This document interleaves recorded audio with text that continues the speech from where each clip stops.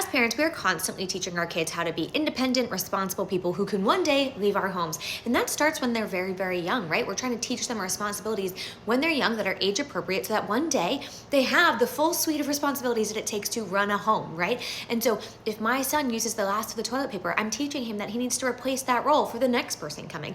And if there's no more rolls, then he needs to let mom know so I can buy more, right? That's a normal thing that we're teaching our children. And oftentimes, these are the same things that men will push back on. If you go to this original video, men are saying, oh my God, you're a nightmare. You're mad at your husband for not replacing the toilet paper. Just do it yourself. But if it was in the context of kids, if it's in the context of kids, they get it. They say, yes, we need to teach them to be independent. And oftentimes on my videos, I will say, dads, you need to pack the kids' lunches. And they say, no, not me, teach the kid to do it. They would rather pass the buck to their child than do it themselves. So they understand what it looks like to be a responsible, independent person who is respectful of other people in the home, right? And can clean up and take care of themselves. But they don't want to have to do it themselves. That is the problem. If you look at the comments on this video, it's men telling us that they don't want to do these things and it's not their job to do them, and it's nitpicky if you ask them to.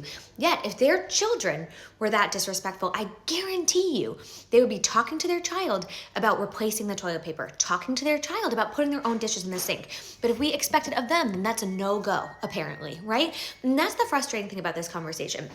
Oftentimes, the things that women are asking of their partners, doing their own laundry, emptying the dishwasher, cleaning up after themselves, taking out the trash, and then replacing the trash bag in the trash. Simple things that keep a home running, right? Keep it running smoothly.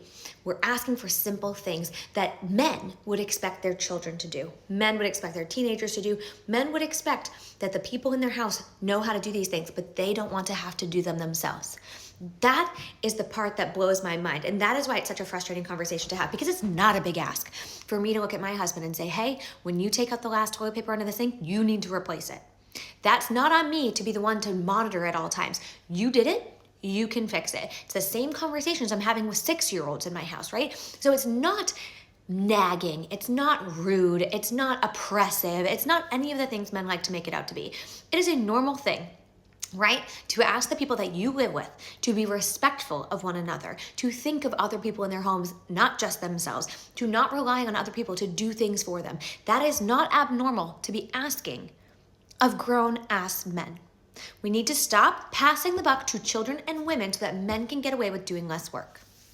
Also, for all the people who are worried about my husband in this conversation, we had a normal conversation because we were adults. I said, hey babe, next time you do that, can you please replace it? He said, yeah, sure, I didn't even think about it. I will make sure to do it next time, my bad.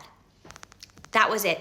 Not even a whole minute conversation. We moved on. I share these things on here because for other people, that's not the case. And there are men, like the men in the comments, who don't want to have to do anything in their homes. And that's why I talk about it.